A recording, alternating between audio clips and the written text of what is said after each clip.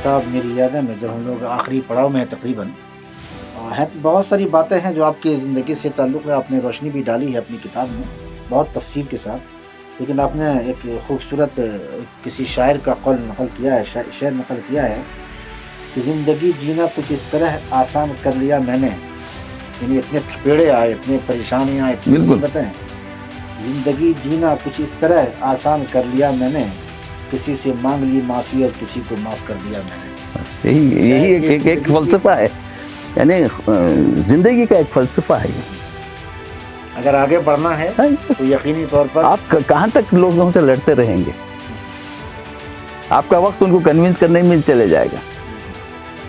تو ڈاکٹر صاحب، یہ جب آپ نے ڈی پی ایس سے شروع کیا تو یقیناً علامین کے میدان میں جب آپ تھے تو اتنی معیاری تعلیم تو نہیں تھی وہاں کی، اتنی ڈی پی ایس آپ نے، کوئی قوم کے تعلق سے کیا سوچ رہے تھے اس وقت آپ؟ نہیں، بالکل یہ ہے کہ میں نے جب تک علامین ایجوکیشن سوسائٹی کی ذمہ داری سنبھالی، علامین ایجوکیشن سوسائٹی کی معیار کا اتنا چرچا تھا سارے ہندوستان میں تھا۔ فارمیسی کالج تھی ہماری ہندوستان میں نمبر 1،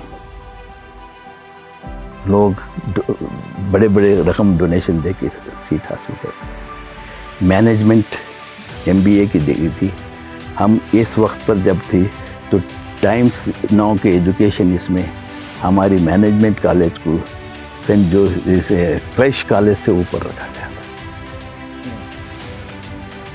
علامین میں اس وقت پر 10-15% نان مسلم آ کے داخلہ لیتے تھے۔ آج اتنے نان مسلم وہاں سے نکلے ہیں جو ڈاکٹرس ہیں، انجینئرس ہیں، آرکیٹیکٹس ہیں۔ وہاں بھی معیار کو ہم کمپرومائز نہیں کیے، اور اس میں یہ معیاری لے جانے میں ڈاکٹر ممتاز کا 0 رول تھا، میں یہاں واضح کرنا چاہتا ہوں، کیونکہ 18 سال انہوں نے ہماری کالج کے نزدیک بھی نہیں آئے، دخل انداز بھی نہیں کیے۔ تو میرا مقصد ہے کہ تعلیم دو، معیاری تعلیم دو۔